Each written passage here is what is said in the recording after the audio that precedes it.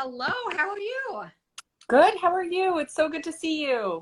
Look at like the flowers behind you. I'm so jealous. It's I like know. it's Well, like a forest in your I know, I in your basically house. feel like my allergies have definitely been acting up because of all the flowers in here, but they're so pretty. It's like I feel like it's peony season, so I'm just trying to enjoy the peonies, you know? Were they for Mother's Day, the flowers, or just a lot of You love coming know, your way? that would be nice if they were for Mother's Day. They're post Met Gala flowers Well, where that is also that is I have no flowers in my apartment for either of those reasons. So I would like to at least have some. So that's my excuse for allergies. But yeah. thank you for joining us. I know it's been such a Oh, busy time for you, and it's great to see you here I again. am so happy to see you again. I feel like we have an anniversary where we celebrate by going live I every love few years. We like I do an love it. Instagram live together. We talk about flowers, like we We talk talk about about like everything. parenting, and we talk about life. And so it's wonderful to be here with you. Well, it's wonderful to be here with you. And you're someone who always has great insights and great advice. And hopefully we'll be doing this in person on Instagram. Always, I love doing it on Instagram, but in person again soon. But I want to start off because I've been such an admirer of your children's book. I think this is the 8th book that you've written, which is extraordinary. But this one you've described as one that has been deeply, deeply personal in a way that's different perhaps than some of the other books that you've written, one that really speaks to this moment in time, as I mentioned earlier, in terms of what we've seen with the anti-Asian hate crimes and violence, but also one that taps into your own experiences and the experiences of your family. Can you walk us through those Totally. driving forces?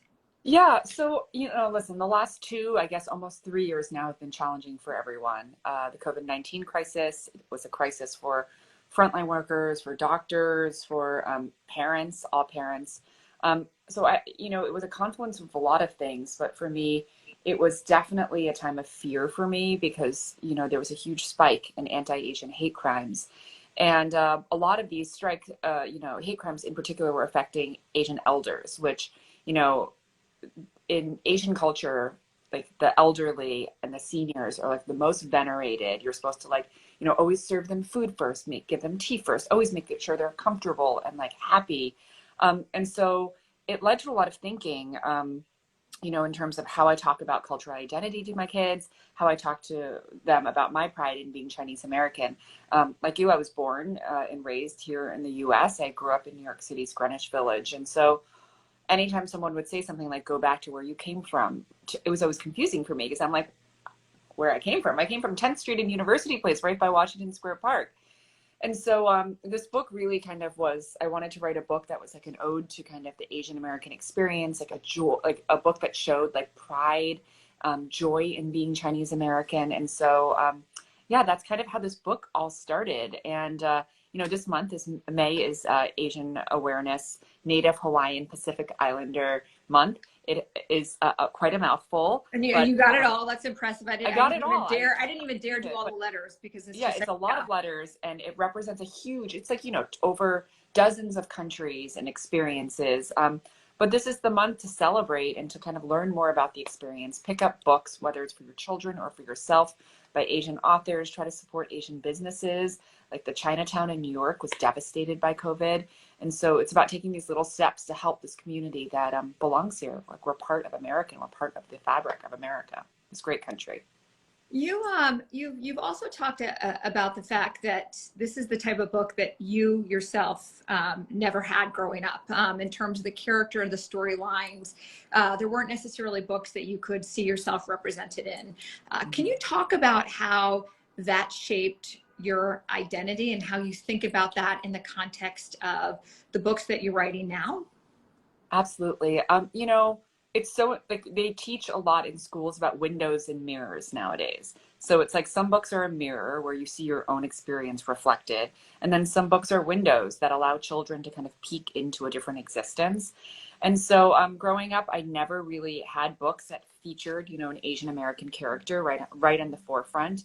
I think the two books that had Asian characters, the first one was The Babysitter's Club. There was Claudia in The Babysitter's Club, and then I guess in Harry Potter, there was Cho Chang, but that's like a different generation. But I mean, it was really few and far between. And so for me, it's so important to see people like you in books. It's so important to see people like you in books, like being happy and living their lives.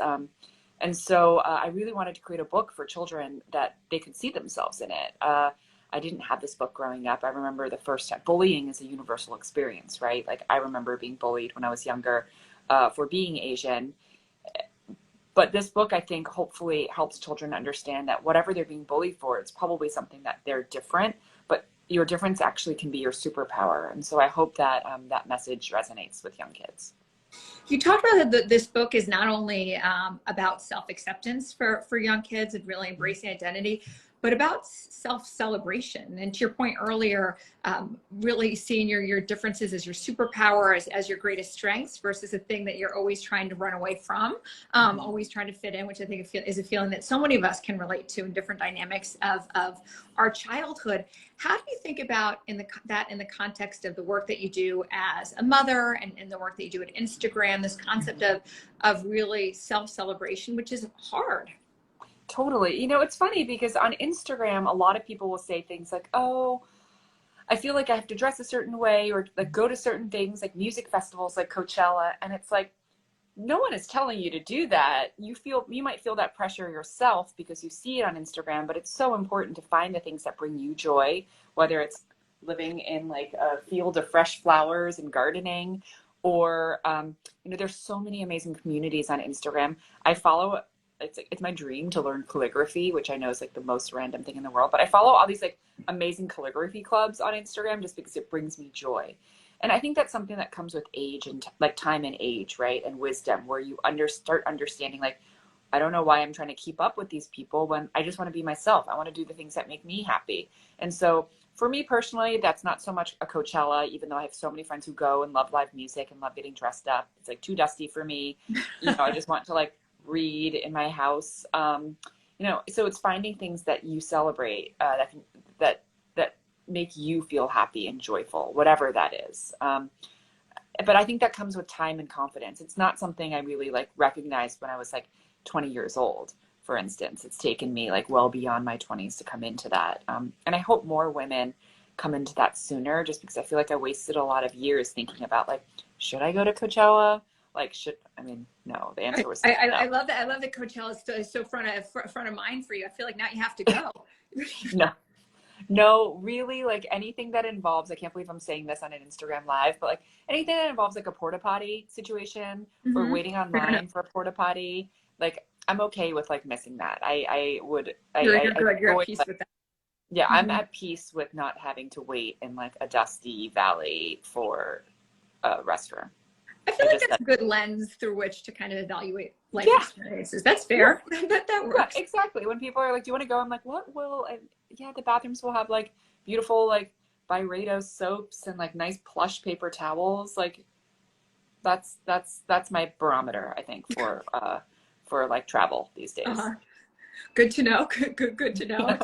It's always good to have criteria that you know are important. But one of the things a word that you used in this conversation, used a lot in terms of talking about this book, is joy, sparking joy, things that give you joy. Can you share a little bit more about why that was so important for you as a through line in this book, but also in terms of how you talk about the things that are important to you? Because joy is not a word I think we use enough or we say out enough. I mean, I think that especially through the framework and the lens of the last 2 years, where a lot of people were struggling to make ends meet or to kind of like find joy in the everyday of like getting your kids on Zoom and like doing Zoom school. I think nowadays more than ever, it's really important to capture those like moments of joy and hold them close to your chest and hold them close to you. This book for me was really important because I wanted, like, even when you think about the cover, it's like, May is standing there basking in the glow of like, I am golden, basking in her self-identity. And I think that that's something that all of us, like, this summer, this spring, we need to kind of like reclaim our joy again, find the things that make you happy and then go deep on them. Like for some people it might be binging, a Netflix series, like, I think it was on Hulu, The Dropout. I just finished that. It was like good one. So good, or spending time with your kids, or like watching them at soccer practice, whatever it is that you love, that makes you happy, that like makes your heart feel full. I think we need to do more of that, because it's just been, like I said, like it's been a tough few years, and we're slowly adjusting back to a new normal. And I think in this new normal, we just have to find happiness more and hold on to it, because we've seen how tough things can be. How does this type of book and the other books that you've written, it's incredible how prolific you've been in terms of books for children, but how has it shaped your sense of joy, but also how has it influenced the other areas of your lives professionally and personally? Because it is a very different, I would imagine, hat to wear in some respects. Oh yeah. I mean, like I work full time at Instagram, obviously, as everyone can see on the title. And I love my job. I love my coworkers. I love the work I do. My previous life, I was a magazine editor, which was like, it was a very business minded role, but at the same time, very creative. We were able to like, come up with the art direction and the mood and the vibes and like just everything about a magazine, every single detail. And so, my children's books have always been an outlet for my creativity. I think I definitely retained this like childlike part of me, which I guess is a good thing. I love kids. Like this morning I did a reading to about 200 third graders, and it was like the questions they ask, and kids are so smart. Like these kids, they just don't have this veneer of like, they can't fake it. They're not pretending. So if they like something, they really like it. If they have a question, they really feel it. And I feel like that kind of exuberance and joy really fuels me. I love working with children. I have the most respect for teachers, because like I think they are the unsung heroes of this like, world we live in. Think about last week was Teacher Appreciation Week. And we need to appreciate teachers every single day. Every week needs to be Teacher Appreciation Week. But writing these children's books have allowed me to kind of still feel creative. I love like the art direction, and I just love seeing kids reading my book. It really it just makes me so happy when I go to a children's bookstore and I see a kid like picking up my book, and like it just like I'm imagining the happy home, or the home that they're going to, and the emotions they might be feeling. So I feel really lucky to be able to do both. And such an intimate experience to be, as you said, sort of in their homes and to be able to share these types of stories. It really career. Something that's also really struck me is you mentioned earlier, you cut your teeth and built your career in the world of media as a magazine editor for magazines like Lucky and Teen Vogue. You then went on to Instagram. You write children's books as well.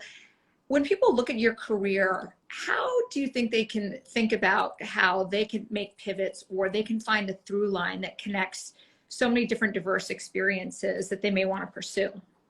Oh, that's a great question.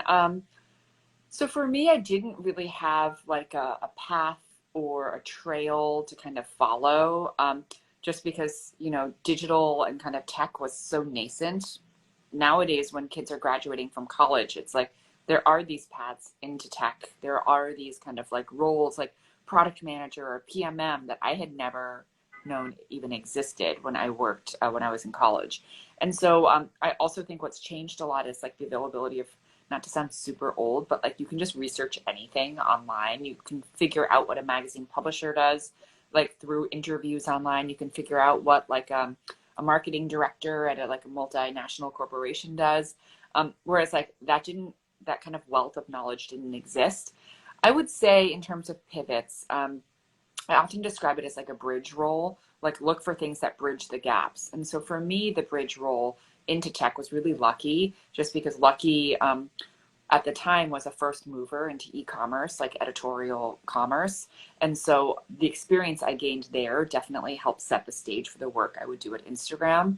And so looking for experiences that can get you a little bit closer. So let's say maybe you work at like a huge beauty company like a L'Oreal or a Lauder, and you might work in sourcing and materials. But what you really, really want to do is PR and communications. Find the job that takes you one step closer and then one step closer, because it's often hard just to go completely like do that blind pivot, because you have to find someone who's going to take that chance on you. find ways to get closer to the industry that you want to be in, and ask as many people questions as possible.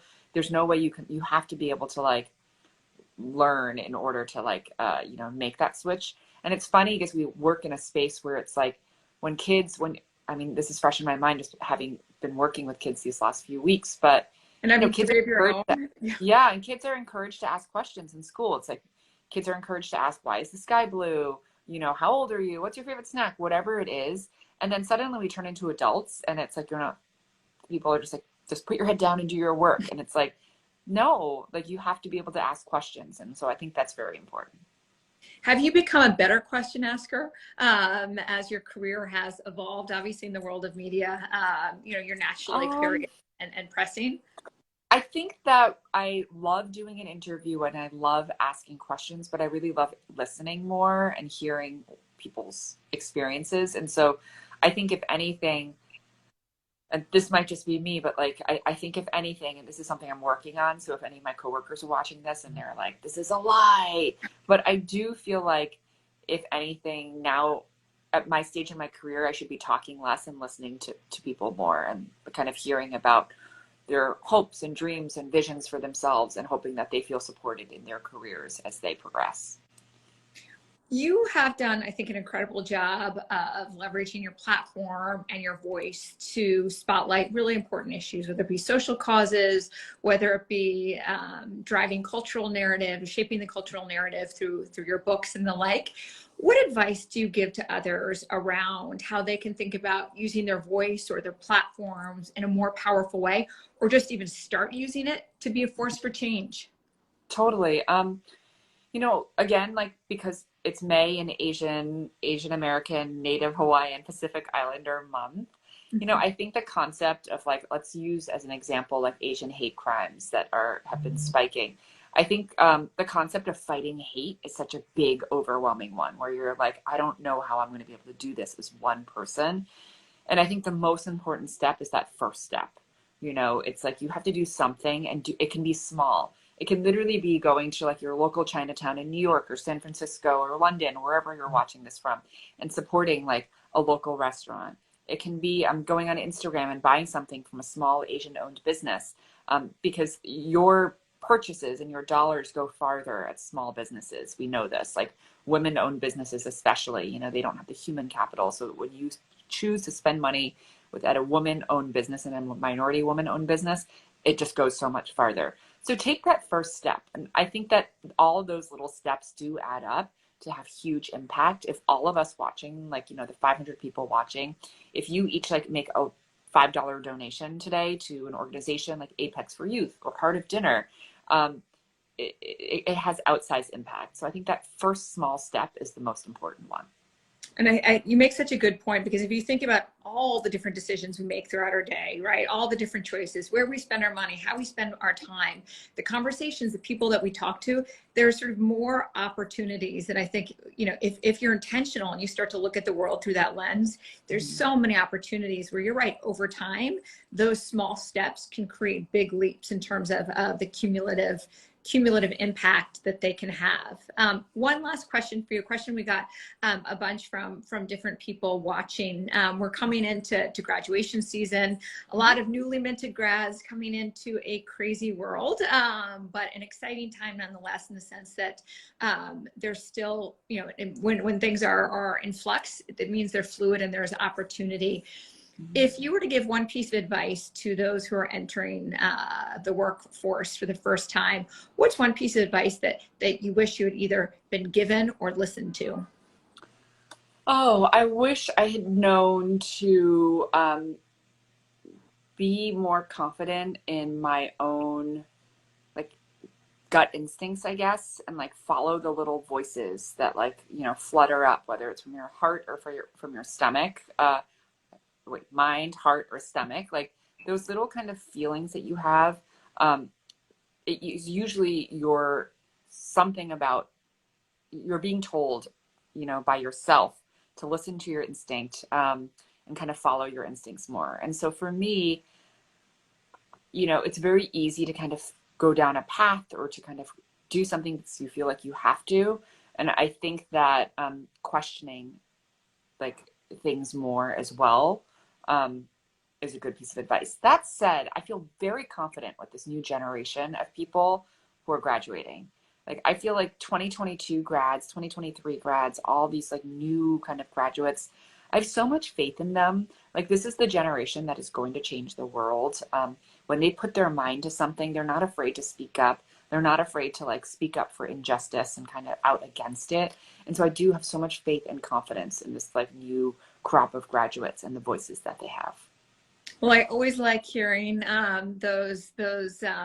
optimism, because I think we need it now more than ever, whether it be in terms of the different generations that just have these incredible voices and desires to be agents of social change, but also the impact you mentioned earlier that each of us can have, that you have, but also the reminder too to spark joy, to find joy in our lives, and to share it, which is what you've done so generously through this latest book, through all of your children's book and the work that you do. So I have a copy. I love it. It is on my boy's nightstand, as are actually yours. And congratulations on the success of the book and how important it is right now in terms of the larger narrative around where we are in this country on a variety of different issues. So thank you so much for joining us today. You. It's always good to see you, and I look forward to our next chat, hopefully in person. And maybe I'll be surrounded by flowers next time. Who knows? Wouldn't that be lovely? I'm very jealous. Oh, they look beautiful. Well, enjoy the rest of your day. Thanks to everyone for joining us, and thanks, we look forward to seeing you again soon.